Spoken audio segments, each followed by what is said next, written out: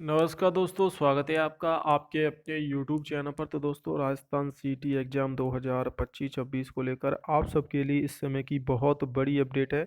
राजस्थान सीटी एग्ज़ाम को लेकर दोस्तों इस वीडियो में बात करने वाले हैं।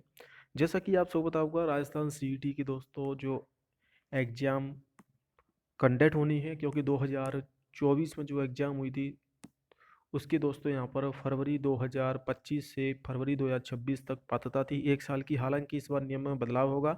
इस साल अपडेट आ रही है कि सीईटी के जो पात्रता है वो 3 साल के लिए आपको देखने को मिलेगी, यानी कि 3 साल वैलिड रहेगा सर्टिफिकेट, क्योंकि हर साल एग्जाम करवाना काफ़ी मुश्किल है। और इसके अलावा 60% नियम किए जाएंगे। 2 माह में सीईटी 2024 की पात्रता समाप्त होगी। 18 लाख पर असर है। नई सीईटी भी अधर में है। फरवरी में प्रस्तावित सीईटी नियमों में बदलाव पर निर्णय नहीं। पटवारी एलडीसी सहित कई भर्तियों की प्रक्रिया अटकेगी। जी हाँ दोस्तों, आपको बता दूं कि अगले साल 2026 में काफ़ी सारी भर्तियां होनी है सीईटी के आधार पर। और वो भर्तियां जब तक सीईटी नहीं होगी तब तक नहीं हो पाएंगी, जिसमें एलडीसी की भर्ती है, पटवारी की भर्ती है, और आपकी तहसील लेखाकार की भर्ती है दोस्तों। और भी काफ़ी सारी भर्तियां हैं। ग्राम विकास अधिकारी की भी भर्ती होगी, जमादार ग्रेड द्वितीय की भर्ती, कांस्टेबल की भर्ती और कनिष्ठ सहायक की भर्तियां।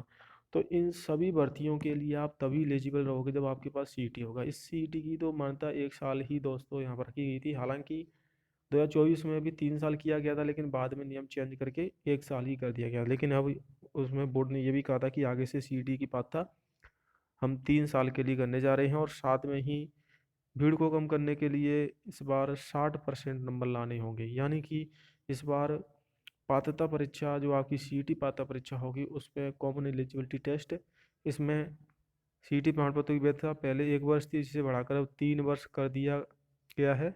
और इसका नोटिफिकेशन भी जारी हो चुका है। वर्तमान में सीईटी का 40% अंक लाना है, लेकिन नेगेटिव मार्किंग नहीं थी, तो काफ़ी सारे स्टूडेंट के 40% आसानी से नंबर आ गए थे।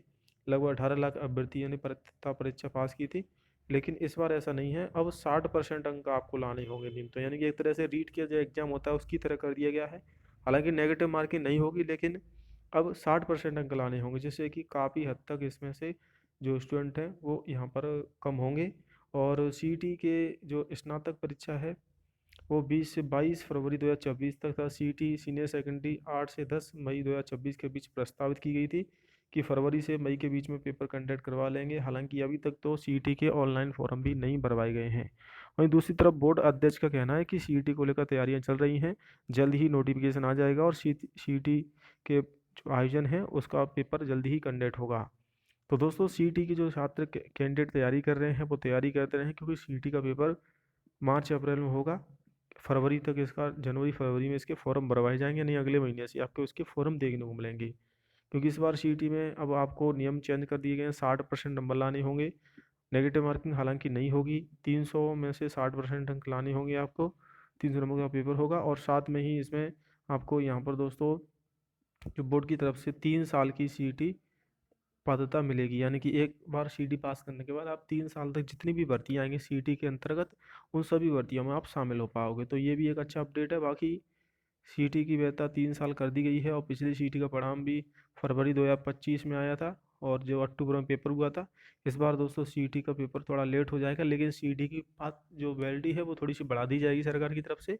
और सीईटी के आधार पर ही भर्ती होगी। जो पिछली भर्ती यहाँ पर सीईटी हुई थी उसी के आधार पर काफ़ी सारी भर्तियाँ कंडक्ट भी कराई जाएंगी, और नई भर्तियों को लेकर सीईटी नया आयोजन करवाया जाएगा।